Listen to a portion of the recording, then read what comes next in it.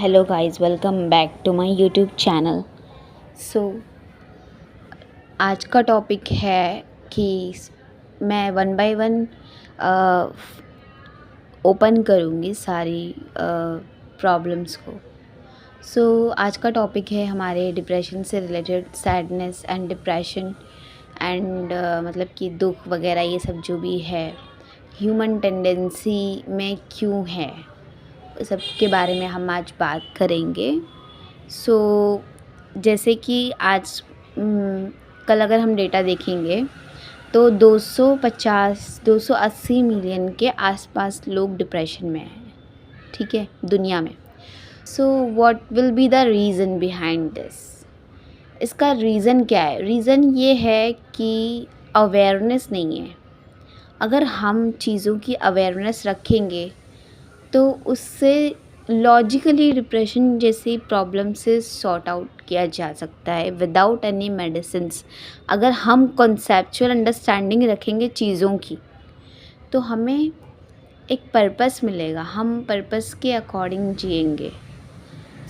इसमें ऐसा है कि डिप्रेशंस के क्या क्या रीज़न हो सकते हैं। कल्चरल रीज़न हो सकते हैं या फिर बहुत सारे रीज़न्स हो सकते हैं। माइग्रेशन, सोसाइटी लेवल पर नॉर्म्स के वजह से सोसाइटी में, या फिर कोई पर्सनल रीज़न्स हो सकते हैं।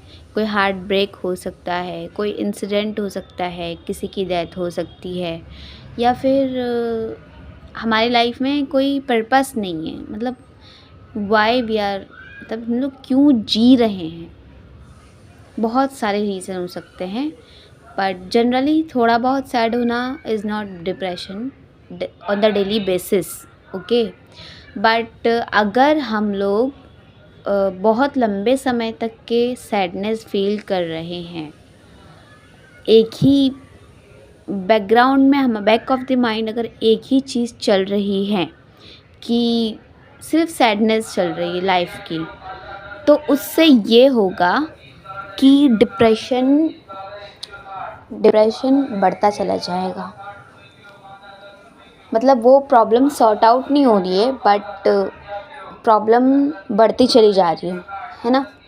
बहुत सारे रीज़न्स हो सकते हैं डिप्रेशन के, बहुत सारे रीज़न्स हो सकते हैं कि डिप्रेशन होने के। कोई घर में, किसी के घर में टॉक्सिक माहौल होता है, तो हम कभी, कोई इंसान बहुत ज़्यादा अकेला होता है लाइफ में, या फिर कभी ऐसा होता है कि कोई इंसान से हम शेयर करने वाले लोग हमें नहीं मिलते हैं, या फिर हमें कोई परेशान कर रहा हो, या फिर लाइफ में बहुत कुछ अच्छा नहीं चल रहा हो, तो भी डिप्रेशन होता है लाइफ में, है ना। पर मुझे ऐसा लगता है कि अगर कोई चीज़ इस अर्थ पर एग्जिस्ट करती है तो उसके पीछे कोई ना कोई रीज़न ज़रूर है। अगर हमें कोई बीमारी का सिम्टम मिलता है तो ही हमें पता चलता है कि बीमारी एग्जिस्ट करती है हमारी बॉडी में, तो हम लोग जाकर चेकअप करवाते हैं। और अगर हमें कोई चीज़ के ज़रिए पता चलता है तो ही हम उस चीज़ की जड़ तक पहुंच पाते हैं। तो what is the reason behind depression? कि हमारे अंदर कुछ ऐसी चीज़ें हैं, ट्रॉमाज़ है, अनरिजॉल्व्ड स्टेटमेंट्स है, ऐसी चीज़ें जो हमने अभी रिजॉल्व नहीं की अपने अंदर। उस सवाल के जवाब को हमने यूं ही छोड़ दिया। अगर हमें सैडनेस हो रही थी तो हमने उसे सप्रेस कर दिया, इंस्टेड ऑफ कि हमने उसका सल्यूशन फाइंड नहीं किया कि वाई, ये क्वेश्चन मेरे माइंड में क्यों उठ रहा था, और हमने उसे सप्रेस किया तो वो बहुत लॉन्ग टर्म में चला गया। जब भी हमें सैडनेस होती है हम दूसरे काम में चले जाते हैं, एंजाइटी होती है तो बिज़ी रहने की कोशिश करते हैं। बट अगर सल्यूशन चाहिए तो उसे फील करना चाहिए कि क्यों हो रहा है, उसके आंसर्स को जानने की कोशिश करना चाहिए, है ना। डिप्रेशन हमें तभी होता है जब हम अपनी वर्थ नहीं जानते हैं, जब हमें सिर्फ गलत ही कॉन्सेप्चुअल अंडरस्टैंडिंग है चीज़ों की। अपनी लाइफ के बारे में हमें बहुत ज़्यादा वैल्यू, हमें अपनी लाइफ की नहीं पता होती, हमारे पास कोई पर्पस नहीं होता। हम अकेले खुद के साथ बैठना नहीं चाहते, खुद के साथ समय नहीं बिताना चाहते। And one of the main reason of depression is your mental diet.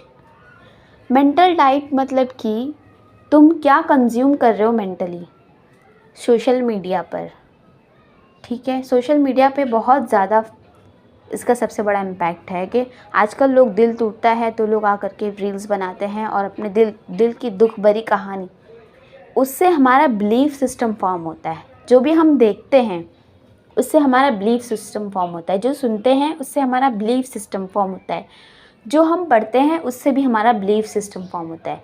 तो हमने अगर सुना है कि रील्स में कि मोहब्बत करने से दिल टूटता है, तो आई डैम श्योर कि तुम्हारा बिलीफ सिस्टम यही होगा कि मैं किसी से प्यार करने से हमारी बॉडी डरने लग जाती है। उसको लगता है ये सेफ़ नहीं है, बिकॉज़ हमने ये डाइट कंज्यूम की थी ना सोशल मीडिया पे 4-5 रील्स के ज़रिए। कि रील्स को मैं बुरा नहीं बोल रही, कंटेंट को बुरा बोल रही हूँ। मतलब कि हमने बहुत ज़्यादा रील्स, नेगेटिविटी, सैडनेस की जो एनर्जी है, ये सब चीज़ें हमने अपने अंदर कंज्यूम की, जिसकी वजह से ऐसा होता है कि हमारी मेंटल डाइट बहुत ज़्यादा हिल जाती है। और मेंटल डाइट में हमें सिर्फ सैडनेस है, हमारी लाइफ में जो मेन चीज़ें होती हैं उसके ऊपर हमारे जो सोचने का तरीका है वो बदल जाता है। जो चीज़ हम पढ़ते हैं, जो सुनते हैं और जो देखते हैं उससे। तो ये है कि जब तुमने रील्स कंज्यूम की, नेगेटिविटी कंज्यूम की, तुमने किसी इंसान का हार्ट ब्रेक सुन करके हमारी बॉडी डर जाती है कहीं ना कहीं। हाँ, ऐसा होता है कि हम लोग बहुत ज़्यादा कंज्यूम करते हैं ना एक रील्स को, उसके अकॉर्डिंग हमारा बिलीफ सिस्टम फॉर्म होता है। अगर बचपन में हमारे साथ कोई बहुत बड़ा इंसिडेंट होता है तो उससे हम 0 to 5 ईयर्स की एज में हमारे मतलब ट्रॉमास वगैरह जो भी उससे बिलीफ सिस्टम फॉर्म होता है, उसकी वजह से भी डिप्रेशन होता है। बहुत सारे रीजंस हैं डिप्रेशंस के। But what is actually solution क्या हो सकता है? तो सल्यूशन के बारे में मैं नेक्स्ट वीडियो में बात करूँगी। अभी मैं समराइज़ करती हूँ कि डिप्रेशन के रीज़न्स बहुत सारे हैं और 280 मिलियंस के करीब लोग दुनिया में डिप्रेस्ड हैं। एंड कल्चरल रीज़न्स हो सकते हैं, पर्सनल रीज़न्स हो सकते हैं, कोई इंसिडेंट हो सकता है, कोई हार्ट ब्रेक हो सकता है और बहुत सारे रीज़न्स हो सकते हैं। टॉक्सिक फैमिली हो सकती है और बहुत सारे रीज़न्स हो सकते हैं। कोई मेडिसिन का साइड इफ़ेक्ट बहुत लंबे समय तक कंज्यूम करने की वजह से, बहुत सारे रीज़न्स हो सकते हैं, है ना। मेंटल डाइट, हमारी मेंटल डाइट कैसी है एंड बहुत सारी रीज़न्स है इसमें। बट लेकिन यस, अगर हम अवेयर हो जाएं कि हमें डिप्रेशन है तो ही हम सल्यूशन फाइंड कर सकते हैं। और जब हमें कोई चीज़ का सिम्टम मिलता है तो हमें घबराना नहीं चाहिए और ये प्रेयर नहीं करनी चाहिए कि हमें पेन ना हो। अगर पेन नहीं होगा तो पता नहीं चलेगा कि प्रॉब्लम कहाँ है। अगर दुख नहीं होगा तो पता नहीं चलेगा कि अपने अंदर कौन सी चीज़ें अनरिजॉल्व्ड है जिसे हमें रिजॉल्व करने की ज़रूरत है और हील करने की ज़रूरत है ना। सो नेक्स्ट वीडियो में आपके साथ मिलती हूँ। Thank you so much. I love you all.